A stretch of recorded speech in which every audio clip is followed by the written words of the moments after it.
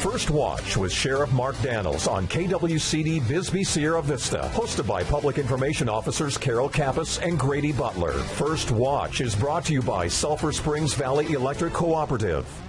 And welcome to your Friday, and good morning, Sheriff Mark Daniels. Good morning, Grady. There's a voice missing from us. There is. Where is Carol?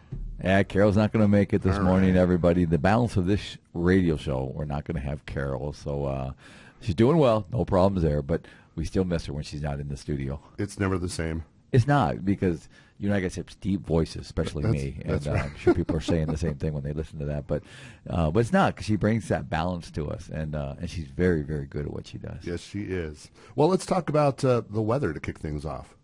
Hey, what's I keep saying this, and people don't realize it, because what's happened over the last 24 hours, Grady? What was it? It's spring. I know. It is. The only thing we're missing is the green and the flowers. But otherwise, it's spring on paper. On paper, that's a good way to put it. It is. Only on paper. You came out this morning, you're going, boy, it's cold. But it is spring here in Arizona. And but it won't be long before those trees, the mesquites start throwing those beautiful leaves out there. I'm kidding when I say it, people. I grew up in the Midwest. But either way, it's spring, and it should be warming up really soon. And I'll just say we had a soccer game last Friday night here in town, and boy, let me tell you, we kicked off at 4:30. It was windy. It was cold. I mean, I felt so sorry for those girls. I mean, they were freezing along with Coach. I said, go out and win. Let's get home. Let's get out of here. So it did. We won the game, but boy, let me tell you, it was cold. And you've had a busy week with soccer. Oh, let me tell you, there's nothing better. People ask me, why do I coach? Coaching is therapy. You know, we go out every day as a cop, my 4 decades of law enforcement, and we see situations that are ugly, they're not good sometimes, and we see great things too, don't get me wrong, but a lot of times we're deconflicting problems.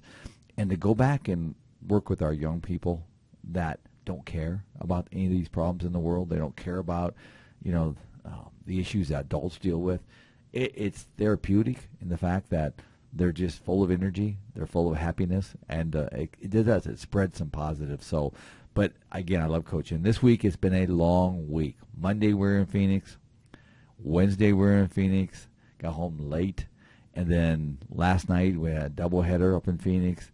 Got home at 12:30 in the morning. So my voice seems a little rough, kind of like deep, like Grady's. It's not because I'm going through any change of life. It's because, in fact, I'm tired. And then we have a home game tonight. It's a co-ed. It's kind of a different trend. It's kind of a fun league. That's tonight at 4:30, where the boys and girls from ALA will be competing with a team out of Casa Grande tonight. And I have no idea. I mean, we're very young. ALA's very young. They're doing amazing. The girls are. And then, of course, our co-ed was our first last night. And we took on a team last night that just, wow. I think they were big. They were huge. And my team's so small. And they're quick. They're good. Give me 2 years with this program. They'll be different. But right now we're very young. And watching them last night, they were outschooled. Let's just be real. They were outschooled. And I told the kids, I said, hey, but I got to say this. And one thing I do when I coach, it's always about sportsmanship. We're the role models as coaches. And the goalie last night twice came out of the goal, dribbled the ball all the way down to our goal line and scored. Now, that's unheard of in soccer, especially when you're whipping up on a team that's, I got young kids. My average age is a freshman, and because we're a brand new high school. And to see them do that was pretty rough. And I shared that to the coach afterwards. I said, listen, that's a kind of a really bad move. And even the ref came over and said, that's wrong. And I said, it is. They have the ability. They have the skill. But come on. So, but either way, tonight we're playing at 4:30 at Keith Hampton Field. Come on out and see your local kids playing. It's a lot of fun. The weather should be decent because we're in the spring, right? You also wanted to give a shout-out to the bus drivers. I do. The almost pushing 3 decades, amazing I'm saying that now, of coaching our young people. And one thing the unsung heroes in sports and schools, the educational component, is our bus drivers. We had Brad this week, and Brad got us there. I mean, these are long hours for you bus drivers. We leave at around 11:30, 12. They're getting the bus all gassed up, ready, prepped, and inspected before we go, and getting home same time we are. Then they got to go put the bus away and do all the paperwork. So I just want to give a shout-out to the bus drivers around Sierra Vista and Cochise County and beyond that are getting our kids to and from safe every day, something they don't hear a lot on the radio. And the Cochise County Sheriff's Office loves helping kids out, and we've got an event coming up, Cars for Kids. Yes, it's coming up quick. I'm going to finalize some stuff next week on this. But Cars for Kids is put on by the Fraternal Order of Police, Lodge Number 28, your local law enforcement here. I've had the privilege to kind of chair this event for the last 13 years. It's amazing. And so we raise funds, all in-kind funds, and then 70% of those funds go to the Boys and Girls Club for their outreach programs to make sure the kiddos are taken care of, and then 30% goes back to our outreach from the law enforcement to scholarships, donations, things like that. So that is April 5th at the Hobby Lobby Cal Ranch parking lot. We'll be down there at 5:45 in the morning setting up, but we have auction items. We have so much going on. Raffles, just a bunch of stuff, and we're hoping to hit 300 cars this year. So, and you can register the day of the show, but I would encourage you to register before, because we do have a limit of 300 cars. But it is a great event. It's a great cause. We'll get a couple thousand people coming through there. But if you want to come out and see Sierra Vista come together, Cars for Kids, April 5th, no admission to come in. It's always free. Come on in, and we have a public safety display there. SSVC brings out their stuff. Landmark, Dom over at the Landmark Builders, he brings out his big crane. He's got a big crane service and hangs the American flag, and of course the sheriff's flag right underneath there. And then Service PD puts their flag up there, and then we let DPS hangers on the bottom. You know, that's the right thing to do. I'm just kidding, you troopers out there. Don't get all mad. But long story short, it's just a good day where law enforcement comes together, board for all of us to do the right thing. And we have deputy testing tomorrow. Kind of tell us what happens there. Deputy testing. This is in partnership with our friends from Cochise College. I was told 2 weeks ago we had 85 applicants for deputy. We do really well on doing that. Now, that'll dwindle down very quickly, as you know, Grady, because some won't show up. Then there's a process of physical fitness test. There's another process of written test, a psychological test. They do all this on Saturday, and if they get through all that, then they jump into the phase of a quality appraisal board, polygraph, medical. They fulfill the rest of the requirements for the psychological. It's just a lot. Background. Oh, yeah. We get to know who you are. And because we want to make sure who we hire, A, like people, and B, are the person that can fit our culture as a role model. So, again, this is a struggle throughout the country is law enforcement. This is something else we're pushing at the state is pay parity. Compensation. We got to get compensation to a point. Otherwise, our talent goes other places. And we're probably the bottom part of pay for sheriff's deputies. But our culture is well received. The men and women that work there, they like working for the sheriff's office, but we still need to reward them. Otherwise, the talent goes. I mean, they can go to Phoenix, they can go to Tucson, and make $10,000 to $20,000+ more a year. So, for example, DPS, the troopers are pushing a state bill right now. I just read a thing last night, coming home on the bus, asking for 15% more increase. Put that in perspective. They're already making about $10,000 more than a starting deputy. The word is we're looking at 3%. You see how quick that goes above us. So, again, it's competitive out there. I'm proud of the homegrown talent we have and those that have moved their families here to be part of our organization, but we got to retain them. Otherwise, it does no good to the public when we spend all that money on them. And speaking of homegrown, we've talked several times about Cochise College being where our academy is, but we also have a detention academy. We do. We have now a detention officer academy. So it's a 8-week, I believe, academy. We train it in-house using our facilities. We're in process talking with Cochise College to get that academy over to them too, just like our deputy academy, sworn academy. So everything's in a one-stop shop. So we're working on that. But either way, we have our own academy. Before this, we took them up to COTA, which is a correctional officers training academy, and they trained them. But we wanted to keep it in-house. There's something special about keeping it in-house where during the training they also absorb our culture. Who are we as a sheriff's office? What do we stand for? And that is the people we work for. And you talked about bills that are going around in the state, and one of them is a correction officer's retirement. Tell us about that. Yeah, I'm not real happy with this one, but I think it's well to be heard. And that is the fact that in 2018, the state of Arizona took away the pension plan for the correctional officers and detention officers in the state. Now, that's one of the toughest jobs. Grady, I know that's where you're actually housed out of in your role with the sheriff's office.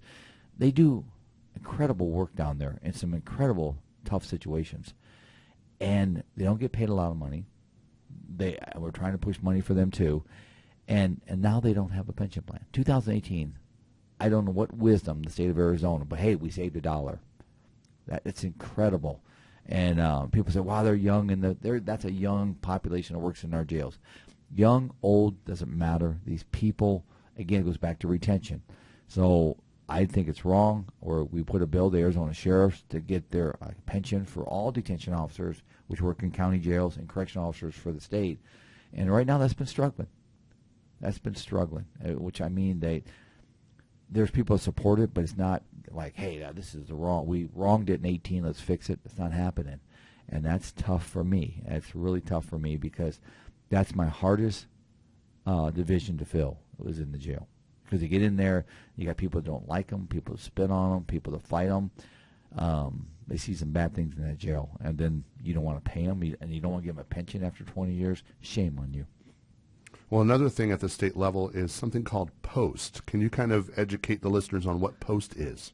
Arizona POST is Police Officer Standard and Training. We set the guidelines for the state of Arizona for our policing, all the policing here. We also, where people, like whether it's firearms training, whether it's how many hours of police academy, we inspect our police academies throughout the state to make sure they're up to par. We're a POST, which means we're highly, highly looked at when it comes around the country. If you have a POST state, which you usually got your act together, Arizona is one of those. So I'm proud to serve on that. I've been on it since like 2014, I think. And I'm currently the chair. Been the chair for, I think, 6 years now of the board, and appointed by the governor. Governor Ducey appointed me, and I'm up for appointment again, actually. But long story short is we deal with officers that get in trouble, too. So we get a complaint on an officer. We work in conjunction with the Attorney General's office. So if an officer gets in trouble, it goes through kind of a compliance check. It also goes through a investigation, working with the agency that officer, deputy, or trooper works for. And then if it gets to our level, then we have to be the finders of fact and conclusion of law and see if there's a violation. If there is, then we have to sanction that officer from all the way up from return back to the agency to address it, or revocation, which means we take their license. They can't be a cop no more. And I'd encourage, those are public meetings, third Wednesday of every month in Phoenix. That you can look it up, Arizona Peace Officer Standard and Training, 10 o'clock in the morning. You're welcome to come. But I bring a lot of my leadership up there to listen to that. And because at the end of the day, that's the best tool. I mean, when you make a mistake, whether it be sex on duty, drinking and driving, cops aren't above the law. And sadly, they learn it through this post hearing. And that's tough, and I've seen them, really tough situations. But at the end of the day, we're an integrity board, but we're also a behavioral board. You got to behave right. Tell us about the kickoff to Desert Guardian. Desert Guardian kicked off this week. We spearheaded it for the state. Well, we kicked it off working with the state of Arizona, looking for fentanyl. Enough is enough. One pill kills. It's time we start getting those pills. Last year, I think it was just under 80 million fentanyl pills were seized in Arizona out of the 4 border counties, coming through the 4 border counties. We know that. And throughout our state and beyond. So enough is enough. We're partnered with that, with the state, working with many agencies. And to the 10th Mountain, the new military group that was here, they're at a meeting with me this week, along with everybody, and some sheriffs, some others. But we kicked it off, and what we're doing is interdiction, intel work, actionable, going after search warrants, looking for people. If you're swinging fentanyl, if you're trying to sell it, you're trying to get into families, communities, we're coming after you. So we're going to keep pushing that for some time. So you're going to hear more about Desert Guardian. Thanks to the state of Arizona, the partnership there, we're going to keep pushing that. And tell us about the ACTT meeting. Had one of those this week, too. That's the Alliance to Combat Transnational Threats. It's unique to Arizona. I'm not saying there's not other kind of groups like that, but it's unique. And so it's your federal leadership, the new U.S. Attorney for Arizona, just appointed by this administration, Tim, he was there, super nice guy. But we have a HSI director, FBI will be there next month, Border Patrol leadership, Customs, ERO, which is your folks that house those that commit crimes related to the border. I mean, on and on. There's some sheriffs. I chair that. So every year it's either a federal agent or it's a sheriff. And the second time I've had a chair of this. But we come together and we look at, like this Desert Guardian, the fentanyl. our task force is example. They will put a piece of this Lego into it and help us. And so we're all working together. We have great relationships in Arizona when it comes to cops, sheriffs, troopers, and our federal agencies working together. At the end of the day, we want to be sharing our authorities, sharing our missions, and going after them. So, again, great meeting we had, great intel, but again, we're all facing the same way, most important. And we still are getting pursuits and load vehicles. Yeah, we just got one there today, and they're not as prevalent, profound as what we had, but we still got them. We just, one of our interdiction guys got one there today, and we were all ready for it. He came out, and one bailed out and ran, but the interdiction guy from the sheriff's office, he was right there. He's right there. He's just ready to grapple it, which means that's the things on the front of our cars that come down and hook the vehicle, and then the car pulled over, which is always the best ending for these. And somebody went to jail, I can tell you that much. And Monday you're meeting with the Arizona Department of Education. I am. I'm getting the opportunity to speak to them on school safety and the collective complementary efforts we have here in Cochise County with all our superintendents working together, bringing in new programs, innovation, letting the superintendents tell us, and I say that, let me re-say that, they tell us what they need. I'm not the expert of schools. They are. Stay in our lanes, but let's complement our lanes and make a highway with it, and that's what's going on. So they've asked me to come up and speak on some of the successes here. So I'll be up there 9 o'clock Monday morning. Let me say it again, 9 o'clock Monday morning. 4 o'clock, I'll be on the road because, you know, traffic is in lovely Phoenix and Tucson. So, but again, it's just another opportunity that we can share the successes here in Cochise County. And the Cochise College Rodeo is coming up. It is this weekend on Fort Huachuca up at Ren Arena. So if you want to go up and see some little rodeo here, and it is spring, time to get out. To go up and see that, go up to Ren Arena on Fort Huachuca. I think it kicks off tonight or today. I'm pretty sure. I verify that. Don't take me as the gospel on that, but again, a nice rodeo this weekend. Also this week is Tour de Zona, and we're going to have Commander Black coming in to give us a safety briefing, but kind of preempt that by saying, well, what do we need to know about this race? Well, first of all, I want to give a shout-out to our Sheriff's Assist team. Those are our volunteers. They have partnered with them since day one. When they came to town as a brand new, hey, we want to do this program. This is cyclists from all over the country. But they came to town and they said, hey, we need help protecting us on these highways. Now, Arizona's a biking state. We all know that. And our volunteers stood up and been a partner with them. So they are. So, but I've also had the tradition on Sunday morning of going out there and giving the safety brief and just wishing them well, because that's the run between Veterans Park here in Sierra Vista all the way to Tombstone city limits. And I know some people get a little upset about that, and I respect, but we want to make sure they're safe out there. But it gives me the opportunity to go out there and thank them, too, because it brings dollars to this community, brings some recreation to this community. So my safety message also is when these cyclists are out running around the community, be careful. You know, let's respect each other out there. We don't need a tragedy, especially this is a great event, and it's a way to kick off our spring, too. Well, Sheriff Mark Daniels, we thank you for coming and talking to us today. Great. Take care. Thank you, everyone. Have a safe week. I'll see you all next Friday. First Watch on KWCD Country is brought to you by Sulphur Springs Valley Electric Cooperative.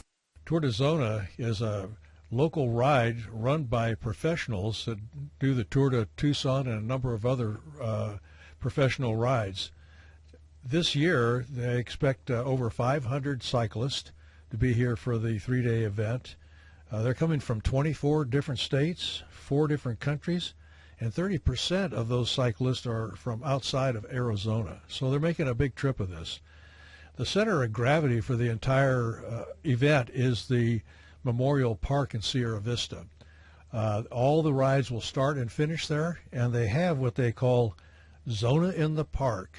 They've set up live music, food trucks, a beer garden, and it's open to the public. So come out there every evening, enjoy the free music and the food, and you'll have a great time, even if you're not a cyclist. Now, the first ride is this morning, and that is from Sierra Vista Memorial Park, and they're going to start at 9 o'clock, and it's a 20-mile-plus ride around Sierra Vista. They'll work their way out of the park, end up crossing Buffalo Soldier Trail at St. Andrews, and continuing south into the county. Now, the Sheriff's Assist team is going to be doing all the traffic control and safety for the riders in Cochise County. So very quickly they'll work into Cochise County. As they continue south, they'll end up on Ramsey Canyon Road, ride that into the mountains. There could be a couple water stops for them. They'll turn around, come back to the park, and get ready to party. So that's today's ride. Tomorrow is a Bisbee ride. Now, this is the hardest ride of the 3 days, and it is challenging. They're going to start from the park at 8 o'clock in the morning and go a total of 63 miles. They'll head out on Highway 90, turn on Highway 80, and go up to Old Divide Road, and they'll cross onto Old Divide Road and go all the way up to the top of the divide, and then for a quick, windy road down into Bisbee. They'll enjoy themselves there, take a break, maybe have some lunch or late breakfast, and then they'll leave Bisbee, get on 92, and come all the way back to Hereford. They'll take Hereford Road back over to 92 and work their way back into town. So that's a challenging day, and we'll have bike riders just spread out all over that course.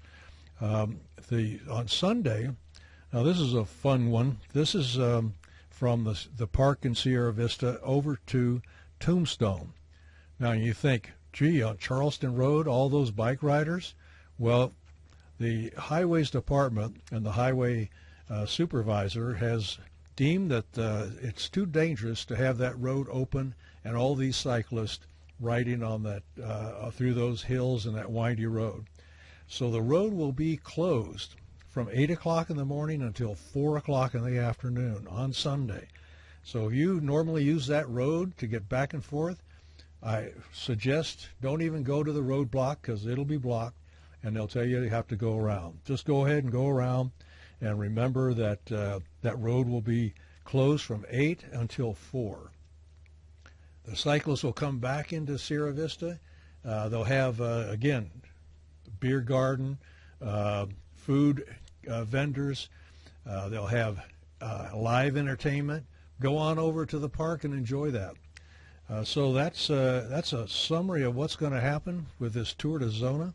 If you want to get more details, you're welcome to go just Google Tour de Zona, and that's Z-O-N-A, and you go to their website and read more.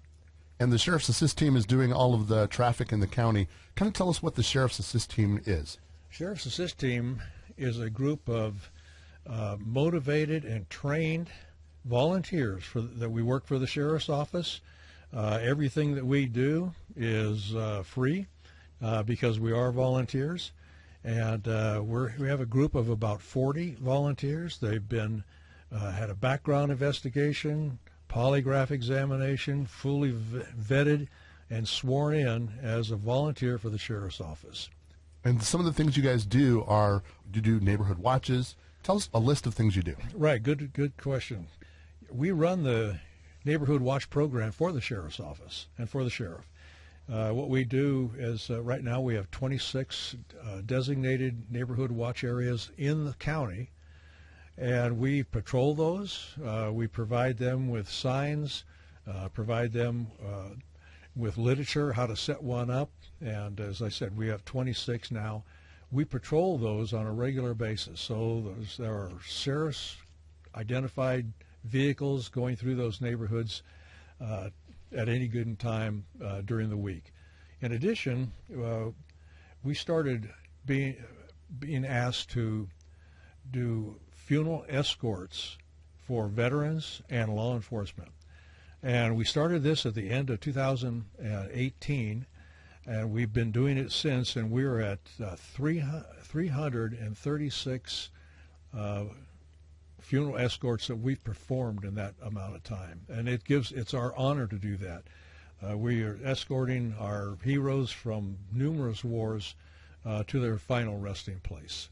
And it puts on a good, positive feeling for their families and friends that are in those processions. Well, Commander Black, we thank you for coming and talking to us today. You're welcome. Glad to do it. And thank you for everything that the Sheriff's Assist Team does for the Sheriff's Office and our community. And we're proud to do it. First Watch on KWCD Country is brought to you by Sulphur Springs Valley Electric Cooperative. Now back to First Watch, brought to you by Sulphur Springs Valley Electric Cooperative on KWCD. And joining us is our next guest. We've got Brenda Kurtz from Cochise College. She's the director of Early College. Good morning. Good morning. Thanks for having me. You bet. So I know that Cochise College has got a lot of cool things going on, but we're here to talk today about early college programs. So tell us what those are. Early College Programs is a department at Cochise College. We've been around for about 3 years now. We are specifically designed for high school students who are wanting to take college classes while still in high school. And so we are a one-stop shop. Students can come. We take them through application processes, gathering paperwork. We do initial advising, get them registered for classes, help talk to them about transferability, because most high school students are wanting to take classes and then transfer somewhere else. So we're really a service for them. While they're in their classes, we also will help with classroom support, pointing them towards resources that are available to them. If they have questions, we can answer those things for them. So really just that support system for students that are coming onto campus. And does this count as like dual credit? Is that still a thing? Yeah. So it can be, so dual credit is the programs that are taken at the high school. And so we oversee all of those programs. We recruit them, we build them. It's a pretty growing field right now. A lot of our schools are taking advantage of opportunities. They're starting to pay for classes for students to take. So we help facilitate that. And then students can come onto the college campus. So we have what we call Friday classes, where they come all day on a Friday. They knock out some of the CTE classes. So we have like automotive, culinary, welding, HVAC, and they can earn certificates through that.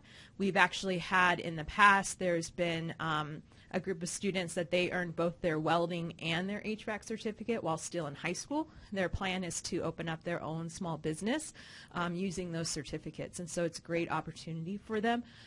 So they can come on campus, they can be part of a program, they can also just be pursuing on their own. So we have another student that is earning an associate's degree. He's done that completely on his own. You know, some of it has counted for high school credit, but he just made that his mission and, is earning a degree. And is there an age limit or a grade limit? Most of the programs that are going through high school, they will require students to be juniors or seniors. However, for the college itself, if students wanted to start it without sort of going through a high school, they can start at any age. It really doesn't matter. So if somebody is listening, a parent is listening, or the kids are listening right now and they want to get involved in this, what are the steps? Contacting Early College Programs.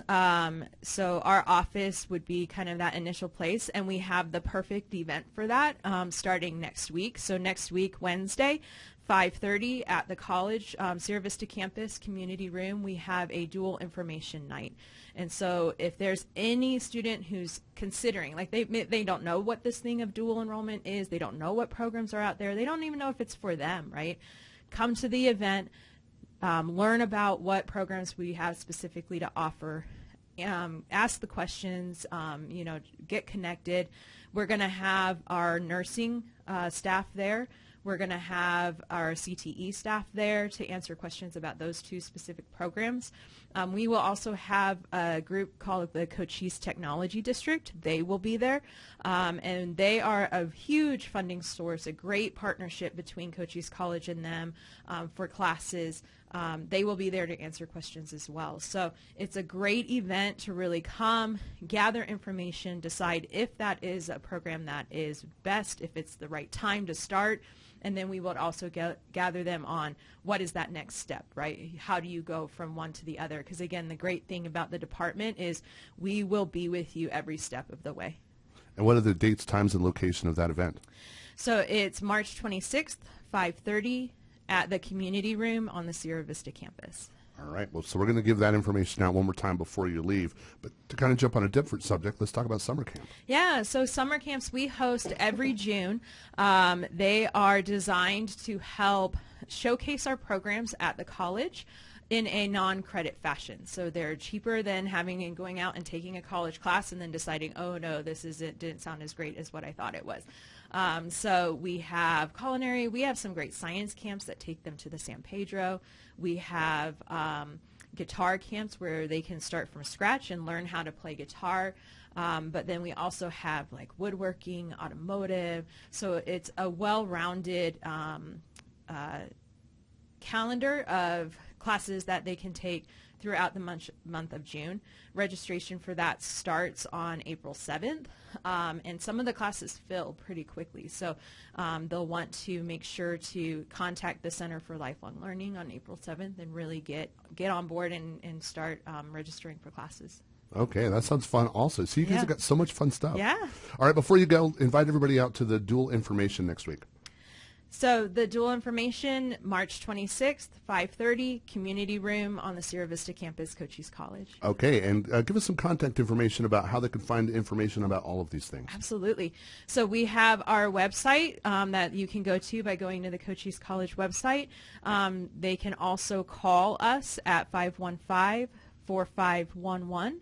And then we also have an email, de@cochise.edu, DE standing for dual enrollment. All right, well, Brenda, we thank you for coming and talking to us today. Thanks for having me. That's Brenda Kurtz, Director of Early College. First Watch on KWCD Country is brought to you by Sulphur Springs Valley Electric Cooperative. You've been listening to First Watch, brought to you by Sulphur Springs Valley Electric Cooperative. Keep up to date. Follow the Cochise County Sheriff's Office on Facebook. And tune in next Friday, 7 a.m. for First Watch right here on KWCD.